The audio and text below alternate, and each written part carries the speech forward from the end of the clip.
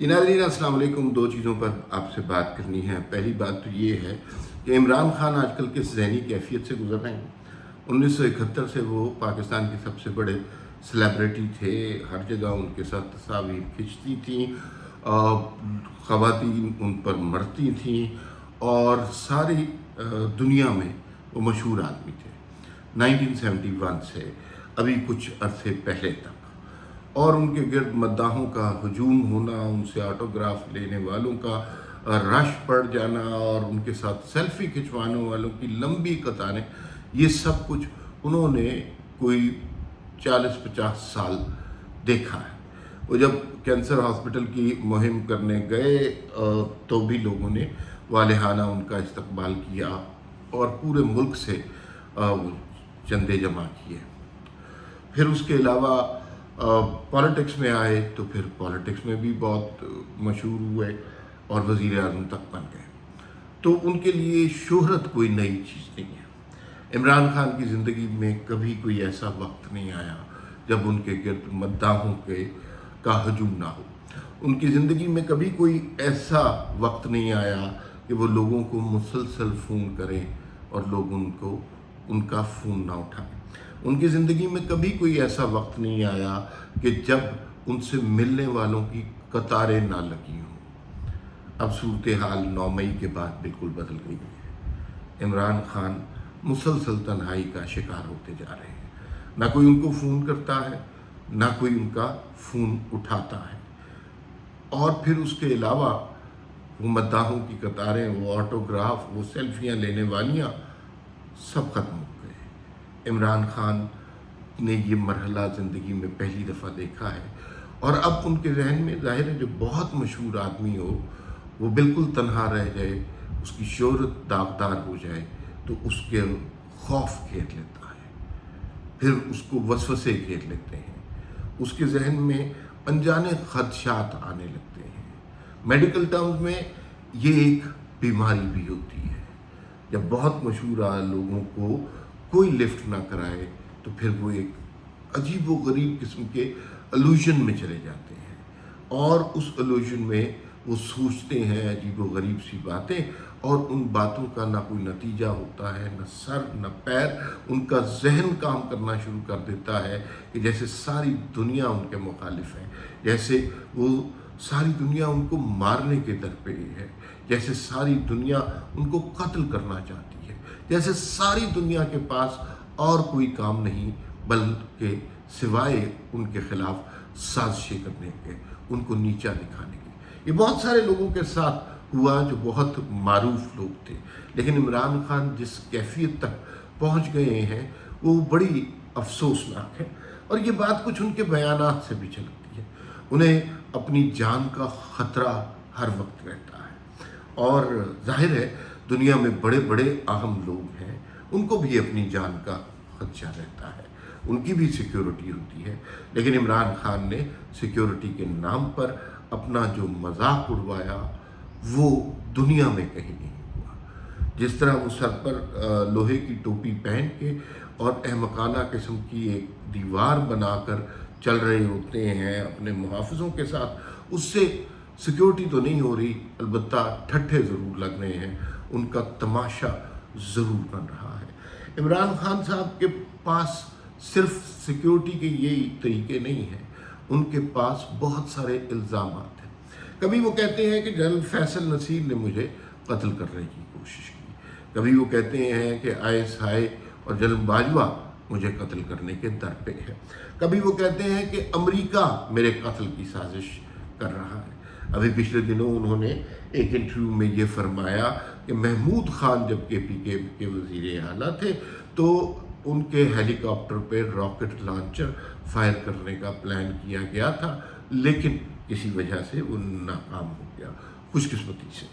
इसके अलावा आपने वज़ीराबाद में देखा कि इमरान खान की टांग पे कोई ज़्यादा ज़ख्म नहीं आए और वो एक ड्रामा था। वो गिरफ्तारी के वक्त भी देख लिया, इमरान खान व्हील चेयर पे कराहते हुए आ रहे थे और जब गिरफ्तारी हुई और उसके बाद वो भागते दौड़ते गए। 6 महीने कौम के साथ ये ड्रामा किया कि मेरी टांग पर प्लस्तर है, और इमरान खान की जो ज़हनी कैफियत है اس کے اندر جو ڈاکٹرز بتاتے ہیں کہ وہ یقیناً یہی سمجھتے ہوں گے کہ میری ٹانگ ٹوٹ گئی ہے اور مجھے زخمی کر دیا گیا ہے، میرے پہ قاتلانہ حملہ ہوا ہے، حالانکہ زخم نہیں تھے، لیکن ایسے آدمی کا جو اتنا کامیاب ہو کر اتنا ناکام ہوا ہو، اس کا ذہن اسی طرح کام کرتا ہے۔ وزیر آباد میں جو کچھ ہوا آپ کو پتا، ان کے محافظوں کے فائر سے ایک آدمی مارا گیا، اس کا ذکر نہیں ہے، لیکن عمران خان کی ٹانگ کے پاس سے جو چھرے گزرے ہیں اس کا ذکر زیادہ ہوتا ہے۔ تو یہ عجیب سی ذہنی کیفیت ہے جس میں عمران خان صاحب کو ہر لمحے یہی لگ رہا ہے کہ دنیا ان کی جان کے در پہ ہے، دنیا ان کی جان کی اتنی حفاظت کرتی ہے کہ وہ ابھی وزیر اعظم نہیں ہے، فل پروٹوکول، گاڑیاں، سیکیورٹی ان کے پاس ہے، جبکہ جو باقی وزرائے اعظم ہمارے سامنے نااہل ہوئے وہ جیلوں میں پڑے رہے، کوئی سیکیورٹی نہیں، کھانا بھی نہیں، سب کچھ ان کے پاس کچھ بھی نہیں تھا، لیکن وہ اس خوف میں مبتلا نہیں ہوئے۔ عمران خان سے ذکر ہے، عمران خان صاحب کو یہ بھی خوف ہے کہ کھانے میں ان کے زہر نہ ملا دیا گیا۔ وہ خود بتاتے ہیں ایک ایسا زہر آتا ہے کہ کمرے میں آپ جائیں تو وہ خود بخود آدمی کے دماغ کو چڑھ جاتا ہے، اور پھر وہ کھانے کے بارے میں بہت پرٹیکولر ہو گئے ہیں۔ تو یہ ساری کیفیات جو ہے نا، یہ نفسیاتی کیفیات ہے، اور یہ ہر اس شخص کے ساتھ ممکن ہے کہ جو اتنا مشہور ہو کے اتنا بدنام ہوا ہو۔ اس میں ایک مسئلہ اور بھی ہے، اگر ہم یہ کہیں کہ عمران خان کسی ذہنی مرض کا شکار ہو گئے ہیں، وہ الوژن میں یا شیزوفرینیا کے تحت یہ ساری حرکتیں کر رہے ہیں، تو یہ بات ادھوری ہوگی، اس لیے کہ عمران خان جب دوسروں کی جان کے بارے میں کہتے ہیں تو پھر ان کے اندر اچانک دلیری کا، بہادری کا جذبہ جاگ جاتا ہے۔ جب وہ دوسروں کے بچوں کا ذکر کرتے ہیں تو انہیں کم از کم مرنے کا حکم دیتے ہیں۔ جب وہ دوسروں کو حکم دیتے ہیں کہ باطل سے ٹکرا جاؤ، اس کا مطلب ہے کہ پولیس سے ڈنڈے کھاؤ، تو اس کا مطلب ہے کہ وہ ذہنی مریض نہیں ہے، کم از کم دوسروں کے بچوں کے بارے میں نہیں ہے۔ اپنے بچوں کو انہوں نے بڑے احتیاط سے، احترام سے ملک سے باہر رکھا ہوا ہے، اپنی اہلیہ کی حفاظت پر وہ خود مامور ہیں، ہونا بھی چاہیے ہر شخص کو۔ لیکن عمران خان صاحب دوسروں کو کے بچوں کو کیا کہتے ہیں کہ مر جائیں، ٹکرا جائیں، جان کی پرواہ نہ کریں، اس زندگی سے موت اچھی ہے۔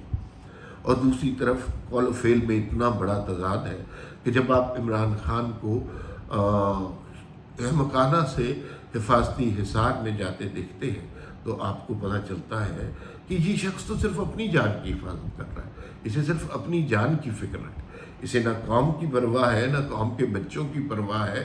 اس کا مسئلہ تو صرف یہ ہے کہ لوگ اس کی خاطر مر جائیں اور یہ شخص حفاظتی حصار میں رہے، نہ کوئی اس کی گرد کو پہنچ سکے۔ تو وہ اپنی حفاظت اس قدر زیادہ کر چکے ہیں کہ اب ان کے اندر خوف اور وسوسے ہر وقت پروان چڑھتے رہتے ہیں۔ اور یہ بہت سے قریبی ساتھیوں نے بتایا کہ عمران خان جس طرح کی گفتگو کرتے ہیں آج کل اور جس طرح کے خوف میں مبتلا ہیں، یہ کوئی نارمل شخص والے خوف نہیں ہے۔ ظاہر ہے اگر کوئی چیز ڈرانے والی ہے تو اس سے ڈرنا بڑا نیچرل سا ری ایکشن ہے، لیکن اگر کوئی چیز موجود نہیں ہے، نامعلوم سے خوف زدہ رہنا اور اپنے اندر انجانے سے خدشات پالنا اور مسلسل پالنا، یہ الٹیمیٹلی بیماری پہ منتج ہوتا ہے۔ تو خیر دوسری خبر جو آپ سے شیئر کرنی تھی وہ بلوچستان کے حوالے سے تھی۔ بلوچستان میں بلدیاتی انتخابات تھے اور بلدیاتی انتخابات کا 5واں حصہ تھا، 35 اضلاع کا فیصلہ ہونا تھا۔ آپ کو انتہائی حیرت ہوگی یہ سن کے، کیونکہ یہ میڈیا پہ بہت زیادہ خبر نہیں آتی، لیکن آپ کو یہ سن کر حیرت ہوگی کہ بلوچستان میں تحریک انصاف جس کا طوطی بولتا تھا وہ کہیں پر نظر نہیں آئی، کوئی چیئرمین کی سیٹ نہیں جیت سکی۔ بلوچستان میں سب سے زیادہ اس پارٹی نے نشستیں جیتی وہ باپ پارٹی ہے، اس کے بعد BNP نے جیتی، JUI نے جیتی، نہیں جیتی تو تحریک انصاف نے نہیں جیتی۔ اس کا مطلب ہے کہ وہ جو فساد ہائبرڈ نظام کے نام پر تشکیل دیا گیا تھا، وہ صرف چند دنوں کی مار تھی اور ذرا سا یہ عطاب سہ نہ سکے۔ تو اس سے یہ بھی مراد لینا چاہیے کہ دوسری سیاسی جماعتیں جو ریاستی عطاب کا بڑی برداشت کے ساتھ مقابلہ کرتی رہیں، آج بھی زندہ ہیں، وہ تو بڑے بہادر لوگ تھے۔ فی الوقت اتنا ہی، پھر ملاقات ہوگی۔ اللہ حافظ۔